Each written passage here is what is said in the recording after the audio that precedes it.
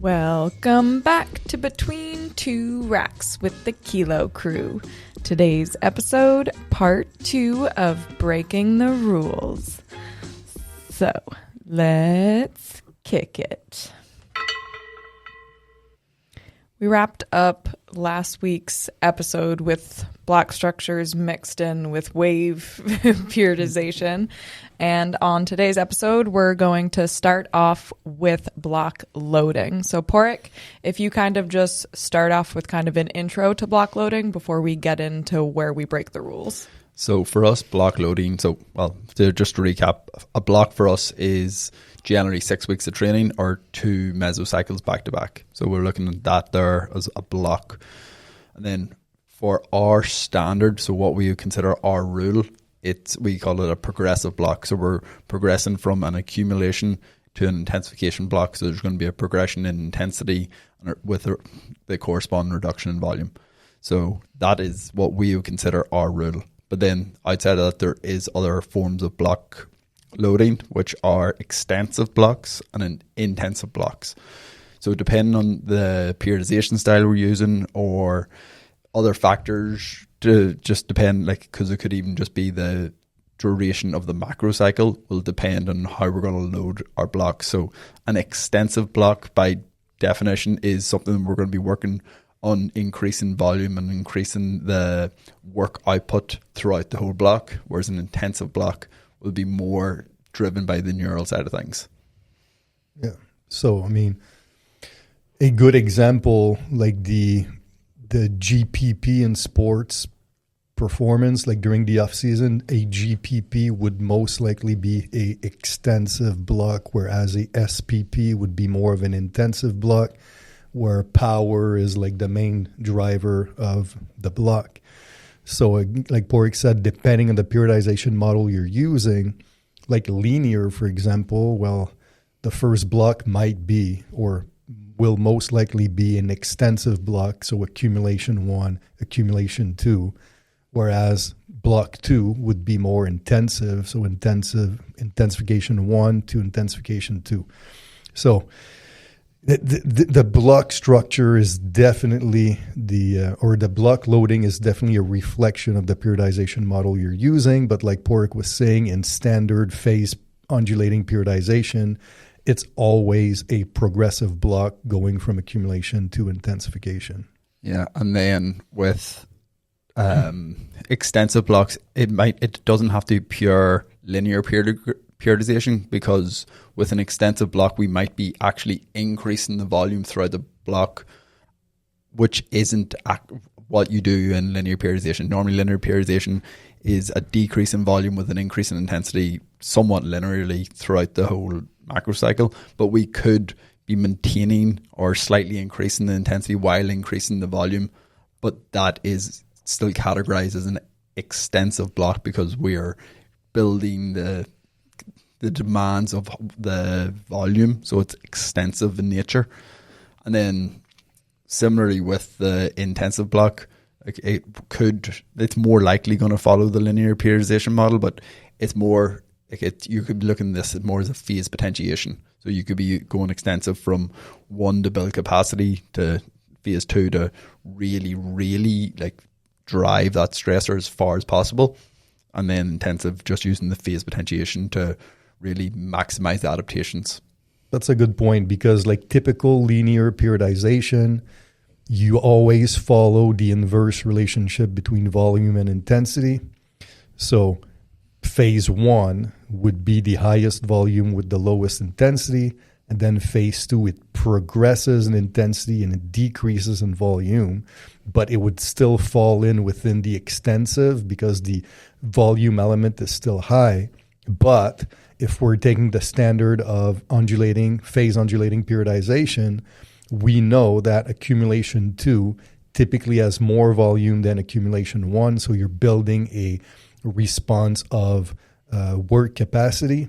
So you could almost look at certain version of extensive block as a deconstructed phase undulating periodization where you're taking both accumulation back to back, which is why in certain situation accumulation 2 would have more volume than accumulation 1, but then this would not be a classic linear model like old school Matveyev and stuff like that. I think for listeners that haven't heard much on block loading, this might get a little bit confusing for them. So when you're assessing, like you're building your periodization or your programs, at what point are you kind of looking at and identifying the block loading? So it's probably very dependent on the client you're building it for. So say it's a complete beginner and you're using linear periodization, you're naturally going to fall into an extensive block to start with. That is just the nature of the periodization so sometimes model. You're almost not considering the block loading. Sometimes the block loading will be represented by the periodization model that you've chosen. So it's only when you're really trying to refine things and really push adaptations in certain directions that you have to consider that very key variable. So a lot of the times the periodization model will naturally dictate the block loading model. Okay. And then on a similar vein, since you're really trying to push a certain quality, in shorter term periodization, it's going to become more important as well. So you're really going to try and maximize the outputs of certain blocks just due to having a shorter time frame. But it all goes from like you need to use a top down approach with program design. So like everything is a reflection of whatever you choose as a long-term periodization model for that client. And then once you have that, then you can kind of like deconstruct what you're doing to fit the needs of the client. But it's so like layered. Like for example, last week's podcast when we were talking about wave periodization. So wave periodization, it's cool because you have this narrower window of intensity in which you're like driving the training response. So there's not as much variation as daily undulating periodization, for example, where a really advanced person might benefit from a lot of variation on a recovery perspective. But on the flip side, the advantage of the wave with the narrower window at the same time, with really, really advanced training, the more advanced you are, the smaller the training response you get from training. Like in the early days, your strength response is really, really high because of neural learning and neural adaptation.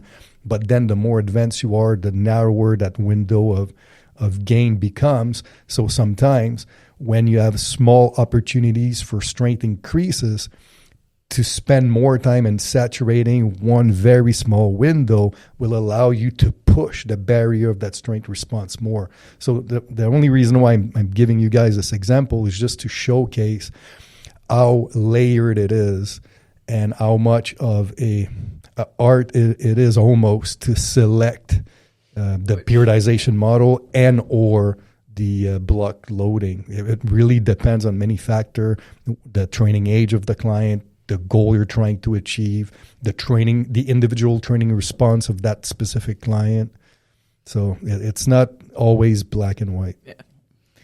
Well, moving on from the block loading, more commonly that more people will follow along with is the mesocycle loading. Okay, so mesocycle loading, for that is how we structure the amount of work done on a week-to-week basis across the space of a mesocycle. So generally for us, a 3-week long phase. Our standard, so the rule on this one is constant loading. So you do, if your phase calls for 4x10, you do 4x10 each week. It's very simple. But there are opportunities to manipulate this to really dictate certain outcomes. So the overarching ones, and there's more, but ascending loading, step loading, descending loading, and a peaking mesocycle. So ascending loading is simply that, so say we'll keep with our 4x10 example, but we want to, this is reintroducing someone or we're trying to build capacity in this trainee. It could be a really good time to use ascending load because we're going to slowly introduce and stress them to a higher level throughout the mesocycle. So it could be simply going from 3x10 to 4x10 to 5x10. The average of the whole mesocycle is still 4x10, but you're slowly trying to push that volume over the course of the mesocycle.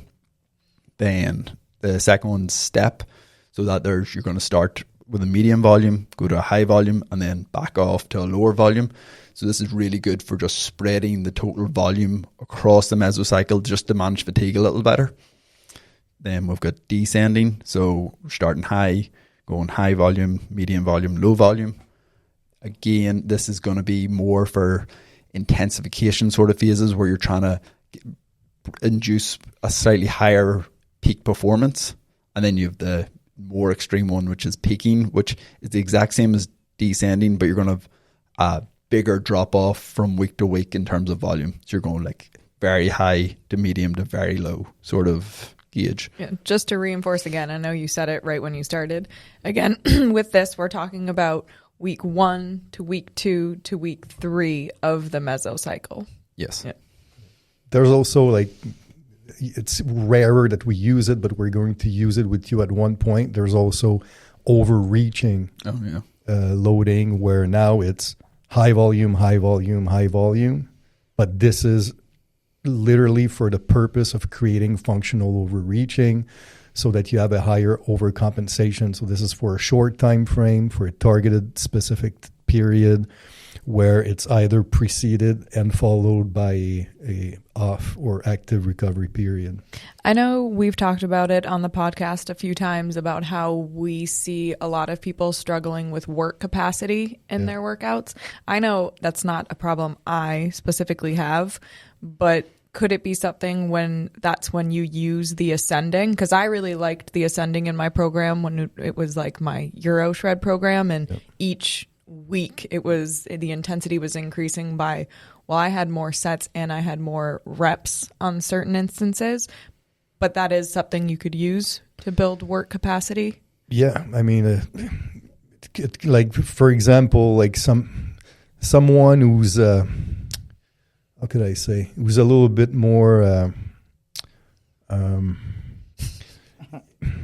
you have people that need slower increases and decrease in volume, like more drastic changes affects their output.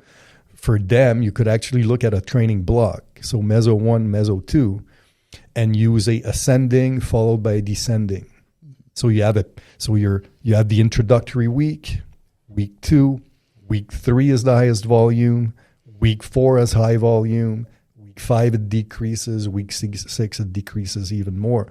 So this could be a good way for them to peak on week 6 during their intensification phase if they're following a progressive loading block.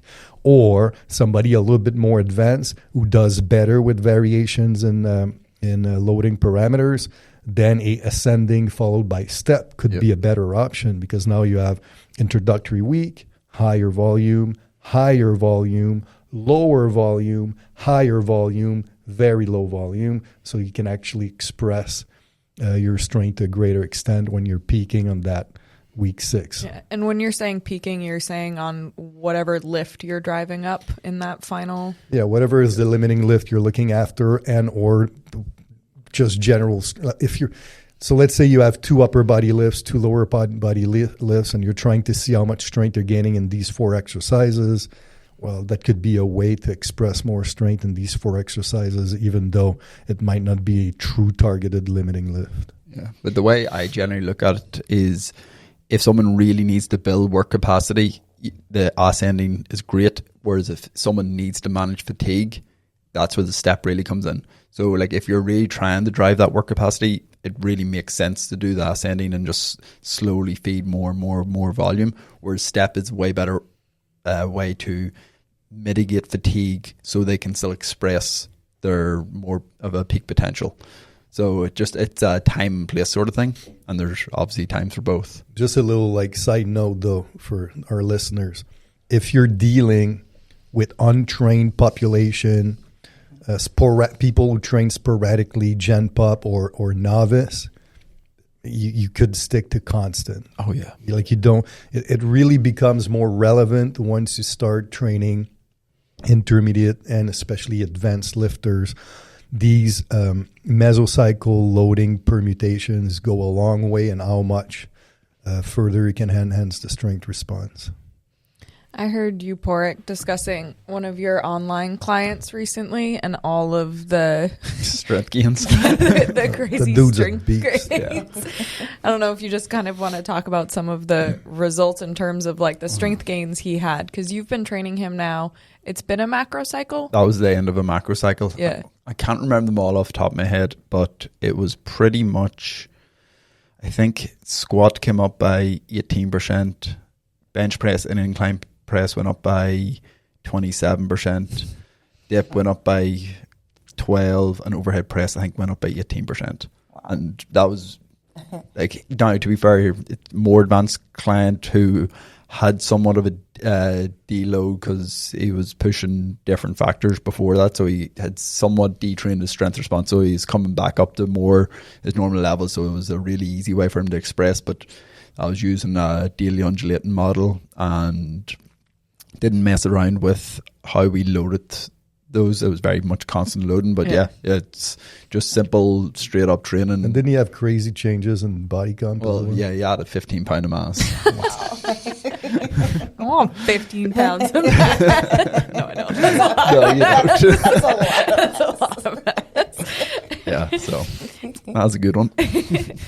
Okay, moving on to training splits. So training splits. Yeah. So for the purpose of this conversation, our standard training split is what we teach in the program design, which is microcycle 1, microcycle 2. So overhead press, squat 1, bench press, and front squat. Then incline press, squat 2, dip, deadlift. So that is the 2. And if you just go back and forth between those for a long time, you're staying within the rules. But there is certain opportunities that we break the rules. And one is OSR, so optimizing strength ratios. So when we want to peak a very specific lift, we implement a very specific training split to optimize it. So for the case, like the overhead press, a very easy case to sort of demonstrate. So we know angles above have a strength carryover to angles below for pressing. So due to this is great because it means we can use the 90-degree principle for most lifts. But for the overhead press, since we have no angle above the overhead press, if we want to constantly be developing strength in that angle, we need to constantly train that angle. So because of that, we're going to have to break the rules. And then overhead press, or a variation of the overhead press, is going to get trained in every phase throughout the full macro cycle. So upper body 1 is always going to have our overhead press and variation. In accumulation phases where total load potential isn't just as important, we're more likely to use a different variation that's going to work on a very specific weakness that the person might have. In intensification phases, this is assuming that we're using undulating periodization, it's going to use a standard overhead press to really drive load potential, motor learn, and really like be able to express their strength in the most specific way as possible to drive up that lift. But due to that, we're not going to not train the incline and dip the whole time. So we can't even maintain the 90-degree principle within the week. So we can only maintain the 90-degree principle within the session. So overhead press will still be paired with a bench press in the B series, but we're going to have to train a different lift in our upper body 2 session. So in the case of overhead press, accumulation 1, you train the dip in the upper body 2 session. Why? Because this is going to have the least carryover to overhead press and strength. Simple as that. And then you maintain the 90-degree principle within the B series, and they train the incline press. So in your accumulation phases, you're training all 4 pressing angles. And then intensification phases, you revert back to the normal 90-degree principle within the session and within the week. So it's a very simple way to show that we break the rules, but it's done in a very systematic way for a very specific reason. And there's loads of other examples. I just don't know how many OSR examples we want to get into. Well, if you really want to dive into that, then you have the optimizing primary exercise macrocycle bundle where that will show all of the different breakdowns for that. Yep. Exactly, yeah. Yeah, and then like to add to this, depending on, so the overhead press would be a case of the overhead press being the upper body limiting lift. But then depending on what is the lower body limiting lift, then your microcycle structure might differ, because you might have overhead and front squat that are your limiting lift, or you might have overhead and deadlift. So based off of that, the microcycle will look different between both, even though the upper body is the same limiting lift. So it just shows you that there's a lot of different microcycle structure permutations that you can have.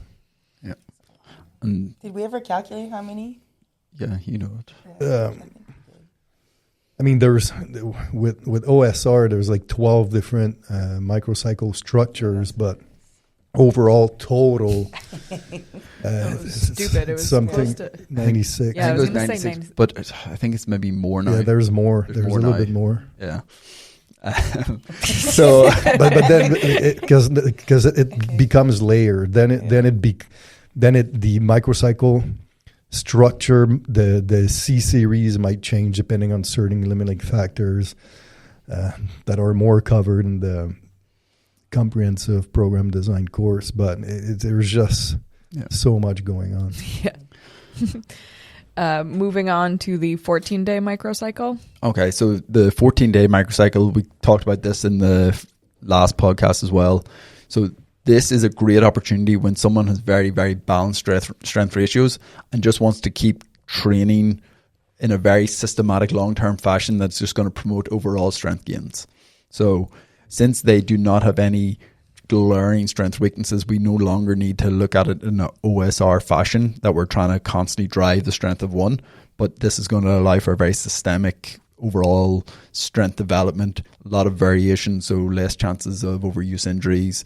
So it's a really great way, like it's the way I personally love to train right now, to just have a great overall strength training response without really driving one lift to any certain extent. Mm-hmm.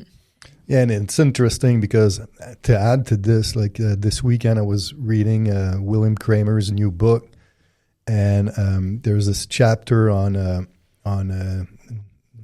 neurophysiology where they were talking about motor unit recruitment, and they were talking about how neural drive or neural efficiency affects the morphology, the architectural morphology of muscle fibers. So the more variation you have in exercise selection, the better you're teaching or improving neural efficiency or via increased neural drive. So the greater you can affect changes in muscle fiber architectural structures. So it's very beneficial on a hypertrophy perspective as well. So, there's a lot of positive with the 14-day microcycle structure, assuming you don't have any glaring deficiencies. Yeah, or if you're very beginner, you might struggle with all the variation and learn all the motor patterns. So once you've got past that stage of like really struggling to find your groove and all these exercises, because at that stage it's better to have that more rehearsal. But once you get past that there, it's really, really beneficial. Moving on to body part splits. Bro splits. Yeah. Like there is obviously loads of reasons. A big one is, well, it's somewhat twofold. So if you have a very, very high volume phase, it may be beneficial to have a body part split, because you're just spreading the volume out across more days of recovery between exposures is probably the best way to put it. But this could also be looked at in terms of if someone just has really poor recovery, they may benefit from these body part splits as well, because they're getting the exact same benefit just on a more moderate volume approach. So they're still getting the benefit of 5 to 7 days recovery between training the same motor patterns, but they're doing a moderate amount of volume, so they've more than adequate recovery. So it could be someone's work capacity is really low, or recoverability is really low, or they're extremely strong, or the volume of the phase is very high.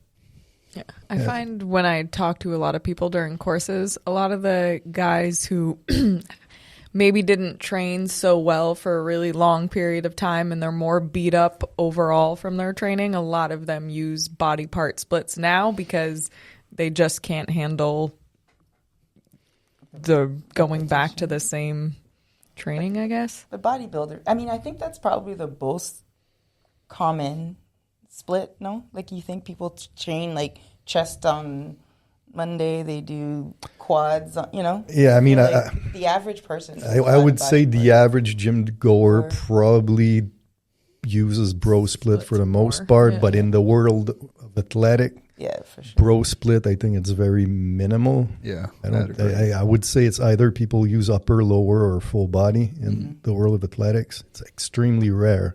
Yeah. Like, as an example, I trained this like all pro MLB players like in 2009 to 2014-ish. And this guy, first of all, he was a beast in the weight room, but him in season, but it was more for psychological effect. He would train 6 times a week in season.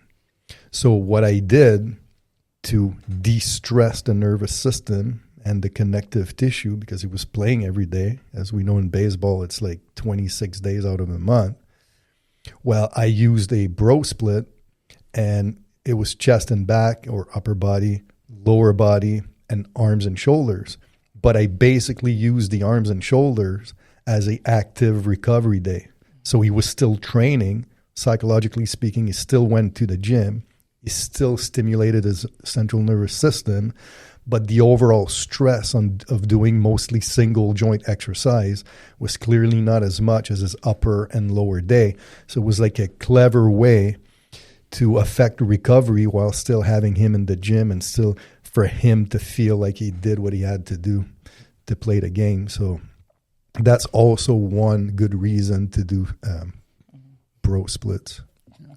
And then you can also just use it if you want to emphasize a certain muscle group. Yeah. You can choose an appropriate split that's going to allow for slightly more volume or frequency for those muscle groups over the course of your microcycle. Is another thing. So I think we covered the training splits mostly that we use that break the rules. And then we had added a few other instances of breaking the rules, one being chin-ups in the A series. So most people know that if you can do chin-ups, you're doing chin-ups in the A series in our programs. And if you can't, we're trying to get you to do. Yeah, but then there is times we break that rule. Yeah. So if someone's remedials or like shoulder remedials are really, really bad, there's times we'll remove the chin-up. They double up in rowing.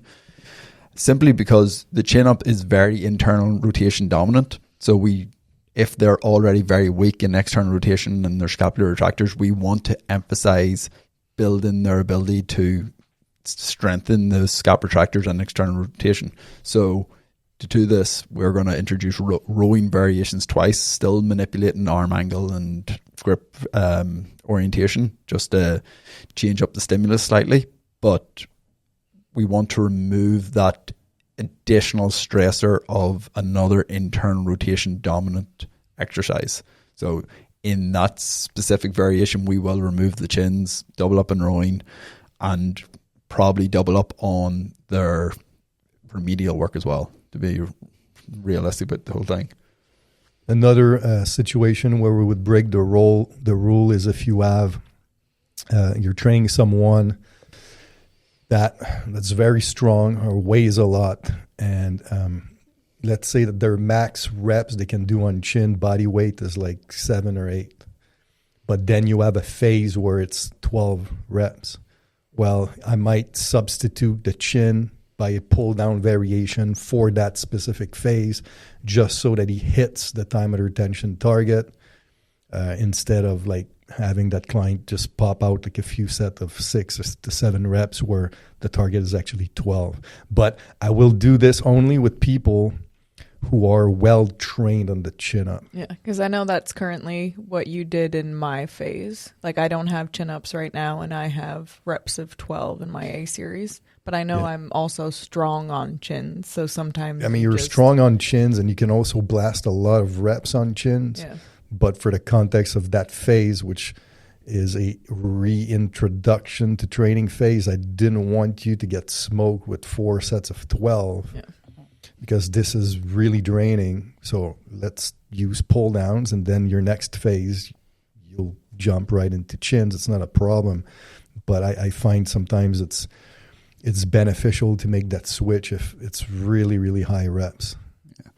Then another time that we take chins out, or it's not take chins out, but we'll redefine the way we look at chins, is if someone's strength ratio for their chins is really, really strong in comparison to their bench press, we'll do one of two things. So if they're really strong, but their work capacity or strength endurance in chins isn't great, we will build strength for reps. So instead of, say the phase calls for 5x6, that's fine. You do your 5x6 on your pressing, but we're going to be going for 12 reps on it every set for your chin. So we're going to try and push the strength endurance and the local muscular endurance of the chins to not stop getting stronger at chins, but allow time for the extensors to catch up.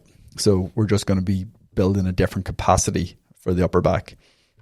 But if someone's already strong and has good endurance, so can knock out sets of 12 and that, then we'll maybe have to take another approach, which is actually what I'm currently doing, is instead of going for max reps, we're going to choose variations of the chin up that aren't as inherently loadable.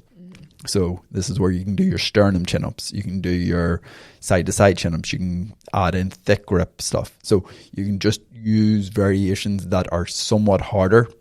You still go match the intensity of the pressing angle. You're still going to be working hard. You're still going to be getting stronger in a vertical pulling manner, but it's not going to emphasize the strength increases of a standard chin-up as much as doing a standard chin-up. So it just is another way to add variation and still train that movement pattern while allowing the extensor movements to catch up in strength. And to push it even further for people who are really, really strong with chins, that the sternum, subscapularis, side to side are somewhat not that challenging, then you could actually progress to front levers, which is really more challenging. So the front levers become your chin up. That for what, a whole macro? I did that for a macro until my neck tried to explode. You were strong though. Going back to the people where you move the remedials to the start of the session, and I know you say sometimes when their remedials are very weak, you move it to the start, but I know sometimes I've seen you do it when you have stronger clients, you move the remedial work to the A series. With that, so is it to almost help them get ready for the primary movements? I mean, I'll never do this with clients that are strong on their remedials, because you can have strong clients on multi-joint primary lifts, but that have weak remedials. But strong clients on multi-joint primary lift and strong on remedials, I'll never put them first because it's going their performance. Yeah, it's going to affect the primary too much. So it's typically really with people who either are really weak on remedial exercises or have a tweak or something in their shoulders, where to start with activation of the stabilizers will benefit the prime movers. But at that point, it really is more for activation purposes than anything else. Kind of like the same idea as with one of my clients where she had knee issues, and in the series prior to her squat, I had her do Peterson step up and Copenhagen planks. So, but it was not to failure. It really was just for activation purposes. Yeah. So to get some neural drive into the surrounding muscle of the knee joint to increase stability. So then by the time she went to her squat, the knees weren't a factor. And that was really, really helpful for that client, because that client went from complaining of knee pain to zero knee pain. Yeah. Just in a matter of a few workouts adding those things. So those would be situations. Okay, let's see. When we break the rules, when we don't program conventional deadlifts. Oh, that's a good one. Yeah, so if someone doesn't have good hip extensor strength endurance, programming a conventional deadlift for maximum strength probably isn't your best move. Like at that stage, you're much safer building the strength endurance first, building a base of hypertrophy, strength endurance, all that, and then reintroducing the deadlift. So there is ways and tests to go through this and find out exact numbers and stuff. But if it's someone who you just know has very poor strength endurance of their hip extensors, if we take a more isolated exercise, so your back extensions, your reverse hypers, and build the ability to complete more work and more time under tension in these exercises, it's just going to lead to a safer place for that client to build strength and express their strength on a deadlift. And another situation would be with a client who does have a strength endurance base, but lacks proper range of motion to grab a barbell from 8-inch to the ground. So, like these people where when the barbell's on the floor and they grab the barbell, their lower back is rounded. Yeah.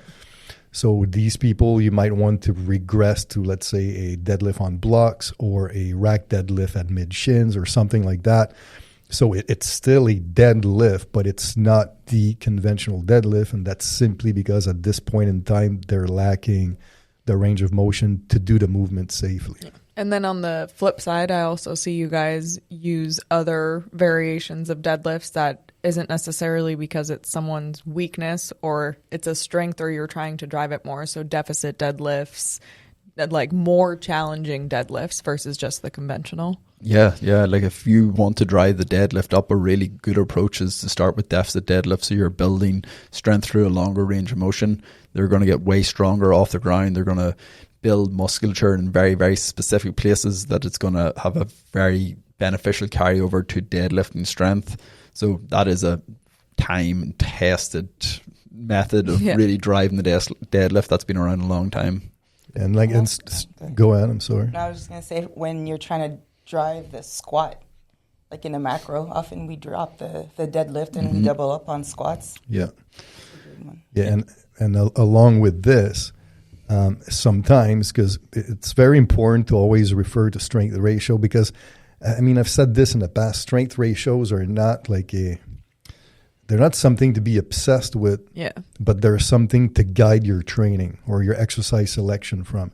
So if you're dealing, and of course there's like body dimensions, long arm, short torso, all this affects, but if you have a client that has a significantly stronger deadlift than their squat or front squat, well, you might want to stay away from conventional deadlift for a little bit to allow for the back squat and front squat to improve. But you might want to use instead a deadlift variation when you're supposed to deadlift, like a rack deadlift from above the knee or below the knee, where now, because of the positioning and leverage offered by this movement, you can use a ton of weight for the completion of the extension.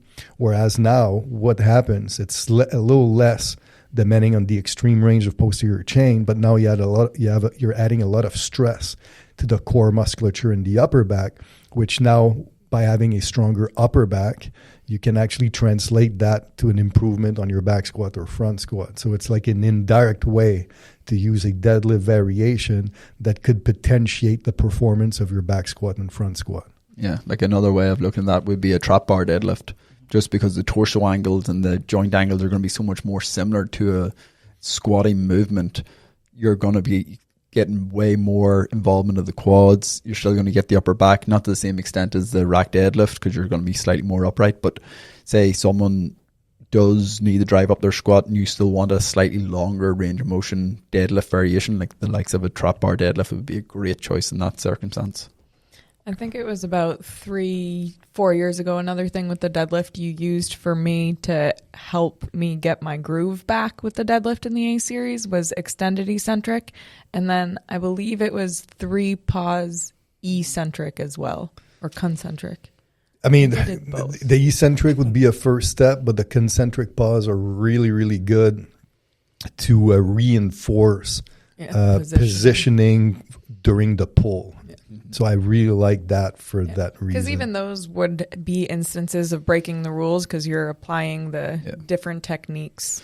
Yeah, like if someone really struggles with a deadlift, sticking point concentric pause is one of my favorite techniques, just because you have zero room to be out of position. So it's generally somewhere between mid shin and below the knee. So you just go up, get them to stick there 2 to 4 seconds, and then let them finish their rep, and it really, really drives home where they need to be, and they can feel that position, they can feel the lat tightness, they can feel the hamstrings, the glutes, really and the maintain clearing intention. of the bar from their knees and stuff too. Because I feel like that's where deadlift form. And also sometimes you can even take it a step further where I'm training a client right now that actually the first pull of the deadlift is pretty good, but it's the transition part that client tends to lose rigidity at the spine as they're transitioning around the knee joint. Yeah. Okay.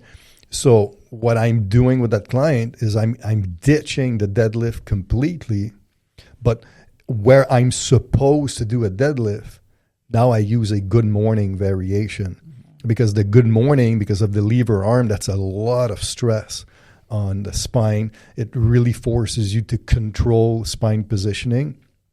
And I'm actually using a variation, which is a inertia version at the torso angle. Like, so the start of the movement is it's basically at the same position where that client is failing on the deadlift.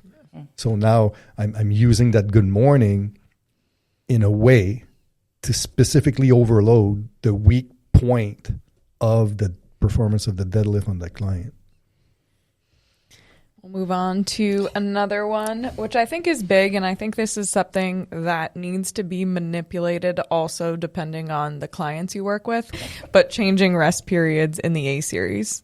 Yeah, so this, like, it obviously can be applied to both upper body and lower body, but you see this a lot. We do it a lot in lower body anyway. The general recommendations for lower body rest periods for the A series are between 3 and 4 minutes. Mm-hmm. Obviously, bigger, stronger people, this could be pushed to 5-6 minutes if that's what they need and what they want, but it's very, very rare that people need to go beyond 4 minutes. For 99% of the people you ever train, 4 minutes is going to be pretty good. 3 minutes, you're still at pretty much full recovery at the 3 minute mark. You're not 100% there, but you're very, very close. But there are definite times that we use, and so say, even before I go to that point, a straight up beginner who has fuck all motor unit recruitment can get away with very, very little recovery and not have a performance decrement. So they can be brought down to 2 minutes, no problem. But where I was going was, one thing that we use, and use it more often than people probably realize, is incomplete rest, where we don't do the prescribed amount of reps based on the periodization. We'll do sub-maximal reps and we'll increase the sets to meet the total volume. So say the session called for 4 sets of 8 reps, we might do 8 sets of 4 reps. So we're going to still use a sub-maximal load. We're not going to go and train at a 4 RM. We're going to use a sub-maximal load. The most we will use is an 8 RM load. That is still the highest we'll go for that phase. But since we are using sub-maximal loads, we can use sub-maximal rest. We can use incomplete rest. And what this is going to allow for is way better quality repetitions from set to set, because way less repetitions are going to be done in a state of fatigue. Mm-hmm. So each set while you maybe are only getting 90 to 120 seconds rest in between, since you're training so far away from failure, you're going to have way higher quality of reps. You're going to be training, especially since you were normally doing these in more accumulation phases anyway, you're going to be training at those slightly lower intensities that are going to really encourage intramuscular coordination benefits. So you're going to get a ton of benefits on a movement perspective and a coordination perspective.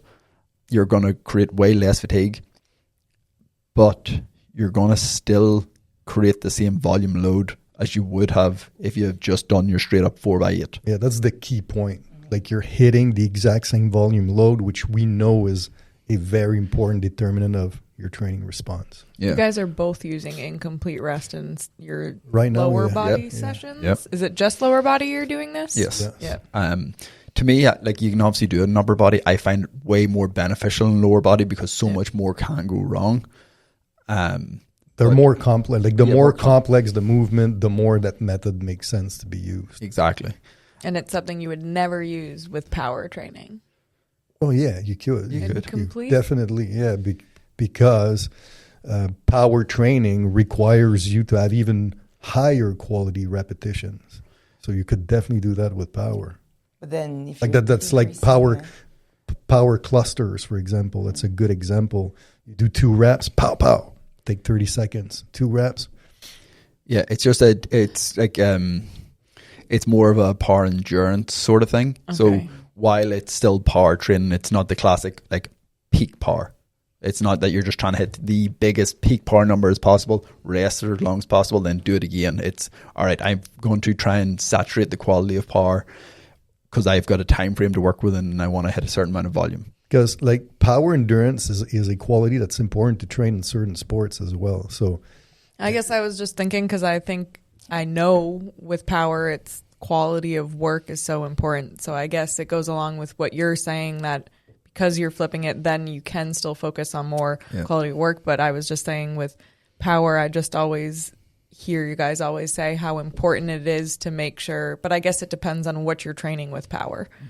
because it's the nervous system that you're trying to like Recover. when you recover. It takes longer to recover. But then it's but if you're maximum training power. explosive strength, Yeah. right, and the load you're using is not that high, even if the velocity is really high, but you're only doing 2 reps, okay, it's not that big of a deal to have incomplete. I'm not talking about 8 seconds, but to have incomplete recovery to reproduce that again. Yeah, and like say you're doing the power clusters that it's 2 reps and like 30 seconds rest, you're gonna have those 2 reps done within 4 seconds. Like it's still a decent work to rest ratio. Like you're still getting a decent amount of recovery for the amount of work that you've just done. You're still way beyond that 1 to 6, so that works.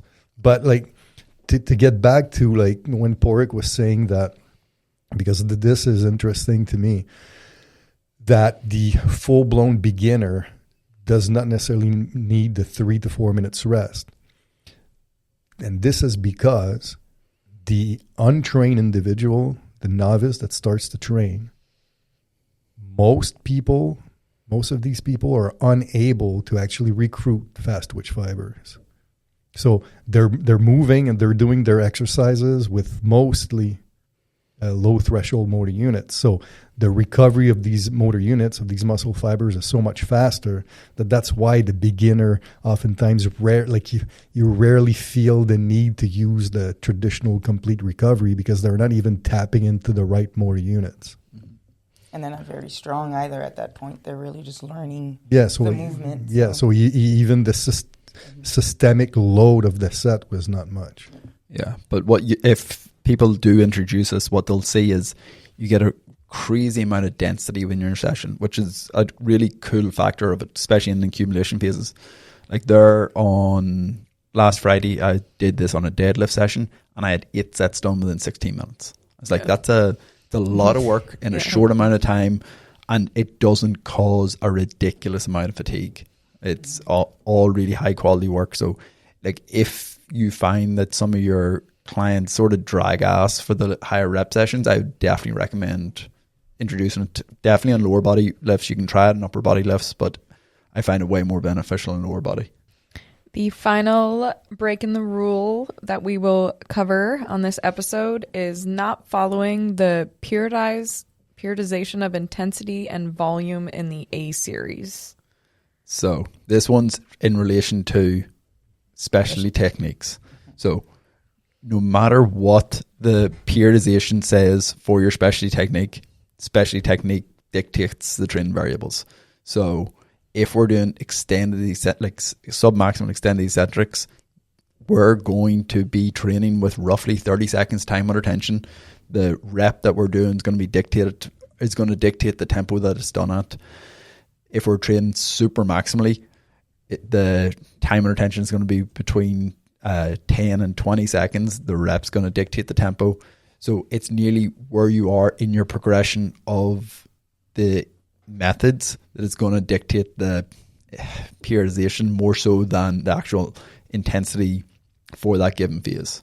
And this is an unbreakable situation. Like the specialty technique dictates. Trumps everything. Yeah, because, for example, like Borg was saying, if you're doing sub-max eccentric, you're doing extended eccentrics. The only way extended eccentric can give any type of response is if you're using it as at a minimum load of 70% of 1 RM. But if your phase calls for 4 sets of 8 and you're doing extended eccentric for 8 seconds and you're doing 4x8 with 8-0-1-0 tempo.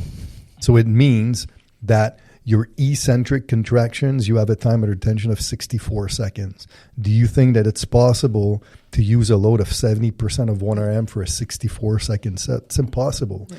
So you have no choice but to reduce the amount of reps to make sure that the loading fits the purpose of the specialty technique. Because if you're doing 64 seconds of extended eccentric, I mean, you might help positioning, but like on a training perspective, you're getting minimal training effect.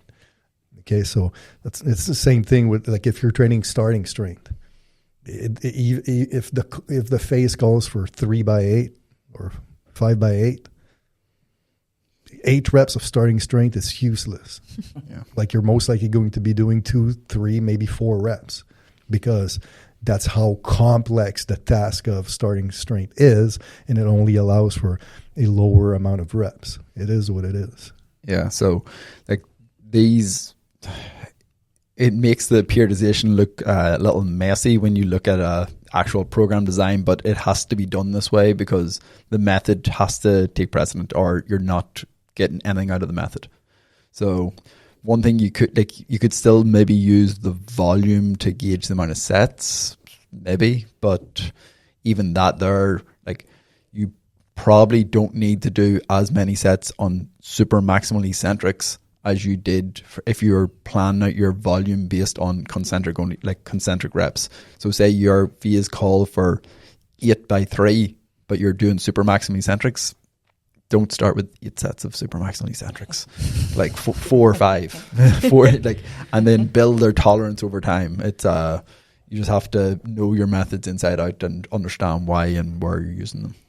Yeah, an option with that could be, if you really want to do 8 sets, you could alternate between one set of super max eccentric, one set more like conventional. That's one way to mitigate it. Sorry, I dropped the weights on you. I was dropping it because I was going to say questions about specialty techniques. Stay tuned. Okay, that wraps up the breaking the rules. So I think we covered a decent amount between the two episodes. When you have lots of rules, you have lots of opportunities to break them.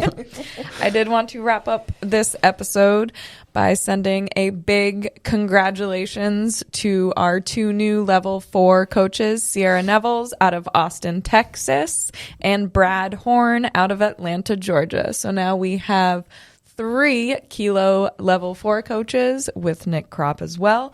So congratulations. Super awesome that, these Sierra snuck up on us quickly when she started her education, but the other 2 have been around kilo since the early days. Sierra was as well. She was following us for a while, but it took her a little bit till she showed up, joined us.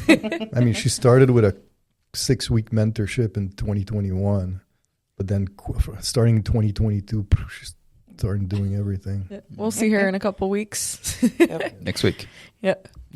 So congratulations. Again, stay tuned because we do have some exciting announcements coming out in the next couple of weeks that I think a lot of you will be excited for. And remember, true mastery comes from knowing the rules inside and out before you break them. I was just having this conversation with one of our students.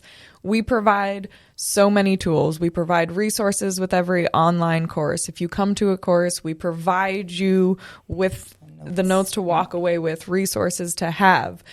You shouldn't just look at that when you're here with us. Those are resources for you to refresh. The online courses, you can log in, like put it in, refresh yourself, go back to the content and really understand and know the rules before you start breaking them. Thanks for tuning in. See you next week, fam.